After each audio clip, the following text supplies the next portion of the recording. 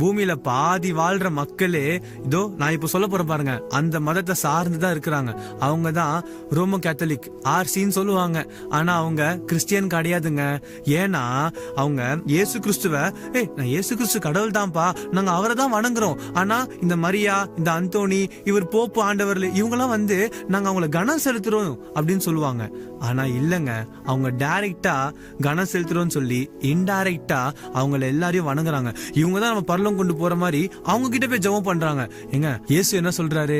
நானே வழியும் சத்தியமும் ஜீவனமா இருக்கிறேன்னு சொல்லும் போது, ஒரு மரியாளால இல்ல ஒரு அந்தோனியால இல்ல ஒரு போப் ஆண்டவரால உங்களால பரலோகம் கொண்டு போக முடியுமா?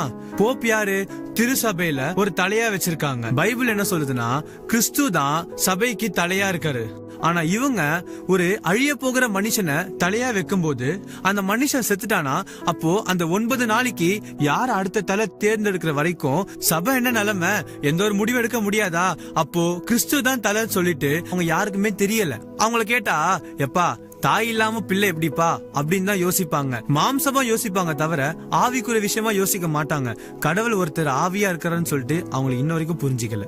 ரட்சிப்பு என்றது ஒரு கிரியை மூலியமா தான் அவங்களை பெற்றுக்கொள்ள முடியும்னு சொல்றாங்க. நீங்க ரோமன் கேத்தலிக் எடுத்துக்கோங்களேன், 7 புண்ணியமான காரியங்களை நீங்க பண்ணாதான் அந்த ரட்சிப்பு அடைய முடியும். நீ சொர்க்கத்துக்கு போக முடியும், நீ பரலோகம் போக முடியும் அப்படின்னு சொல்லி ஏமாத்துறாங்க. ஆனா பைபிள் என்ன சொல்லுதுன்னா, சர்வ வல்லமில்ல தேவனாகிய இயேசு கிறிஸ்து மாம்சமா மாறி ஒரு மனுஷ ரூபத்தை எடுத்து எனக்காகவும் உங்களுக்காகவும் அவர் சிலுவையில மரித்தாரு.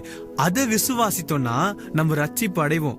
அதுதான் கிருபை. கிரியை மூலியமா நம்ம பரலோகம் போகணும்னா அது கிடையாது. அந்த தேவ கிருபை இருந்தா மட்டும்தான் நம்ம ரட்சிப்பு அடைய முடியும், பரலோகமும் பெற முடியும்.